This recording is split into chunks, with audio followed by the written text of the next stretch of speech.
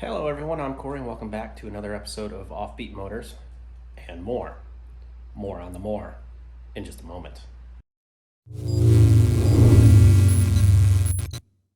Alright, so as you can see from behind me, the more portion of today's video is about bicycles, more in particularly the one that's behind the camera that I picked up. I like to do a lot of things outside of the automotive world, cameras, mountain biking and stuff like that. So going for rides with the family on trails and stuff, but still love the Jeep. So what I want to talk about today is this right here, something that I picked up recently. This is a Cannondale Scalpel with the Oddity Lefty fork, which means it only has the shock on the left side of the bike, which is not normal in the bike realm, but it is specific to the Cannondale. These are actually really strong, contrary to what you might think with it just being on the one side, whereas something like my electric bike has it on both sides. My daughter's big box store has it on both. The wife's electric bike, it's not a shock style front fork, it's just a regular. It's on both sides, and the mountain bike I was using has it on both sides. Been doing some trail riding, got into that. So I originally had this bike because my daughter wanted to go bike riding and stuff. So I bought this, and at the time it was in the middle of the pandemic stuff going on and bikes were hard to come by. And I found this one at, where was it? Academy. Overpriced at the time. I believe some of the prices have come back down, but yeah, I think they paid like $350 for this garbage. And when I say garbage, I mean it, because I had to buy more parts to fix it and make it better and capable of doing what I was doing. I ended up changing out the bars because they were too short. I needed something a little longer for better control. Changed out the stem. I switched the rear brake over because I was having problems with it. That is now a hydraulic brake, which is, as you can see, the original one was just cable operated. This one works fine. I've never had a problem with this one. But this one, the original one, it never worked properly. Couldn't get it to work.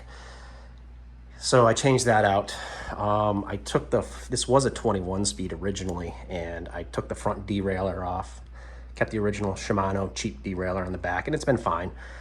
Changed out the bottom bracket, which if you're not familiar with the bottom bracket, that's what this is right here. Holds your crankset. Put a new IXF crankset on it with a 34 tooth front gear. So it's what it is referred to as a 1x7 now. 7 in the back, 1 in the front.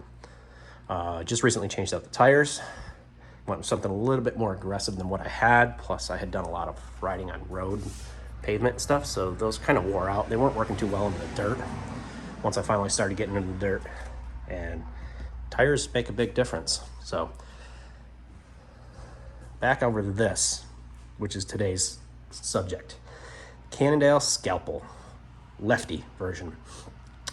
I bought this for 300 bucks off a guy on Craigslist, and he wasn't really too sure of what it was, but he was happy with the fact that I told him I was going to fix it up and put it back on the trail. And I have done one ride, and that's where things started going downhill, and I noticed some issues and stuff. Like, for instance, I knew right off the bat that these were comically short. I mean, it's ridiculous how short these bars are. So that's getting fixed. I have a set of carbon fiber bars coming, but I know a lot of the Lefties had carbon fiber bars. These are not carbon fiber. This is just an alloy bar. And it's just ridiculously short. I don't know if that's been changed. The stem is original Cannondale.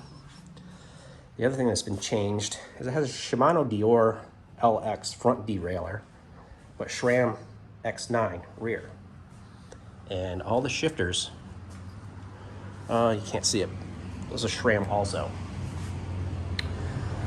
So as you can see, it's kind of tore down a little bit here. A couple of specs with this is a 3x9, so what's that, 24 speed or whatever.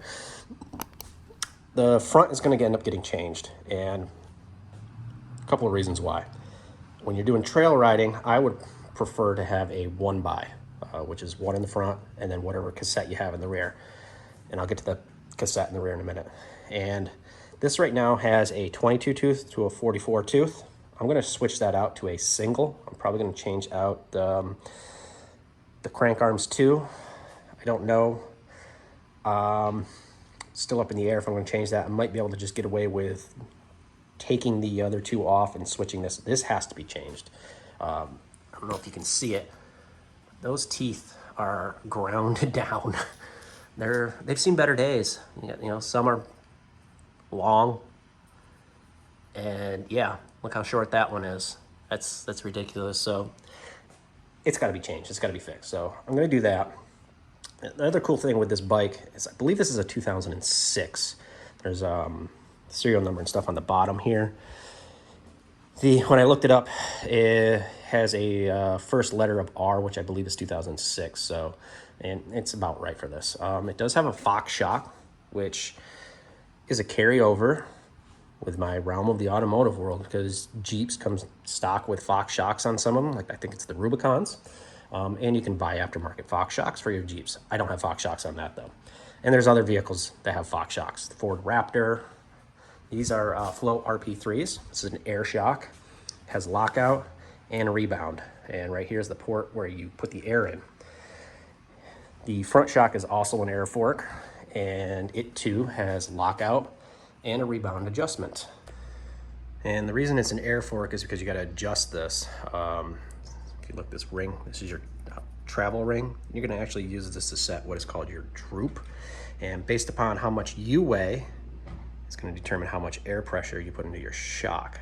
At least that's true for that front fork, because there's no way of, because it's got the boot and stuff, so they actually have a chart that recommends the proper air pressure based upon your weight. Now, as for the rear and more commonly used forks, they will have these O-rings on them, and you set what is, like I said, the droop, and simply by getting on the bike, not bouncing up and down constantly, but you push your O-ring all the way up, you get on the bike, and you just like stand on the bike, so your feet are on the pedals and you're kind of like standing straight up to put your static pressure down. Then you slowly and carefully get off the bike and you check the travel of how far down this went, and based upon where this measurement from here to here overall percentage wise, full exposure, and what the travel was, you want to be about 30%. And like I said, for the Lefty style fork, you just throw some, I got the cap off because I took the air out, because I'm going to service this reset, do a thing called resetting the bearings. You'll see in another video, which is a common thing you have to do with these periodically.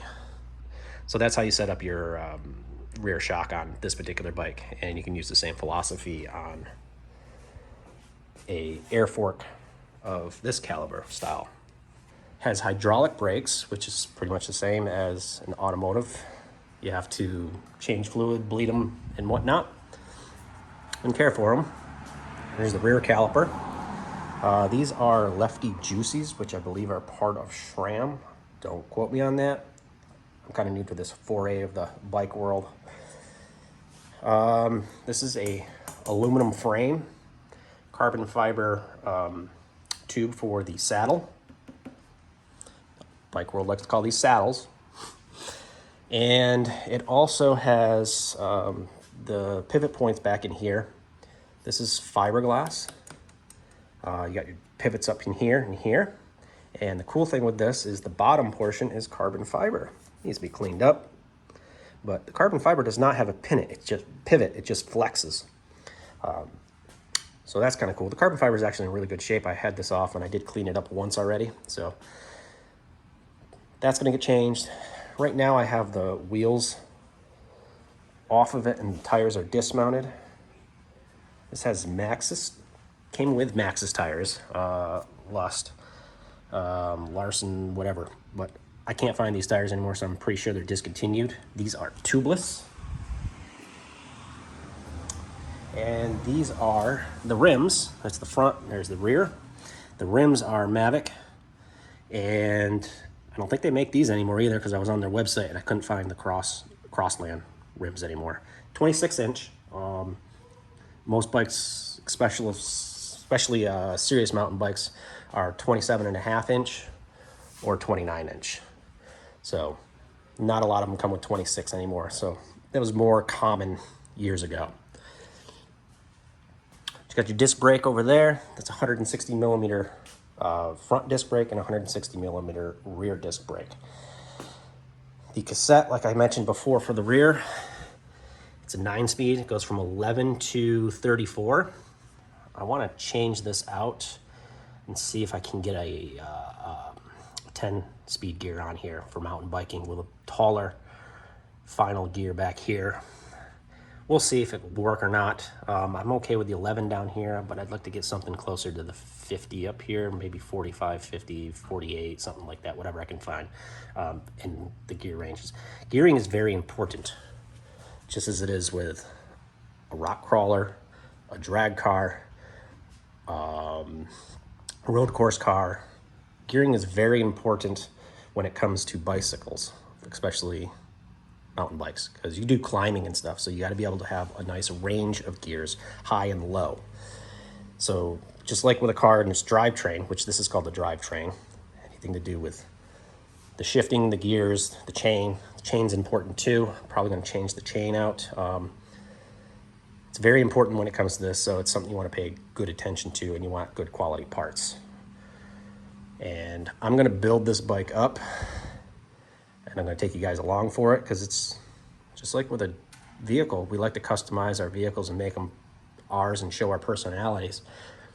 People in the mountain biking world are pretty much the same thing. They have what they like. They like to take what they buy, whether it's off the shelf or they build their own bike, because you can buy just the frames and then get all the individual pieces and build them. But I have a budget, so I can't do either one of those, buy a brand new one or build my own, because that can cost a pretty penny. So I'm going to build this one slowly, and I've already got some parts coming for it. Like I said, I already got carbon fiber bars. I got a stem here, although I think I ordered the wrong one. I'll find out when the bars get here next week. I ordered new tires. Tires, just like in the automotive world, are extremely important on what you're going to buy compared to what you're going to do, and don't cheap out on them. I ordered another set of Maxxis tires, but like I said, those are not in production anymore. At least I couldn't find. So the Maxxis tires I ordered, they're going to take about a week to get. $154 for 2 tires for a bicycle that I paid $300 for. Yep. I bought a new pump. I got the sealant for the tires, because you do need sealant to put in your tires, because there are no tubes in these. Like I said, they are tubeless rims, tubeless tires. So you put sealant in here. And the way they seal, even though you got spokes, is these particular ones have this hard plastic piece in here that seals it. Other versions use a tire sealant tape, which you just put around the outside edge, and it helps seal that up. I don't have to do that. Got a Fox pump here for the shocks, so I can pump up the front and rear shocks. That was one of the first things I bought when I got the bike, because I did not have a shock pump. So I got that. And this bike did come with this cheap tire pump here, but I needed something a little more robust, especially when I get the new tires put on here. You need to be able to put a lot of volume of air. I don't have an air compressor. I used to have one. It got stolen a few years ago. So I never got another one. So I'm going to try it with that first, but the guys I bought the tires from said if I can't get them to go on with that, I'm more than welcome to bring it over, and they'll throw the air compressor on it and get them seated for me. So hope you guys enjoyed the video. If you want to see more on the Cannondale Scalpel with the Lefty oddity fork, go ahead and subscribe. Have a nice day, and catch you guys next time.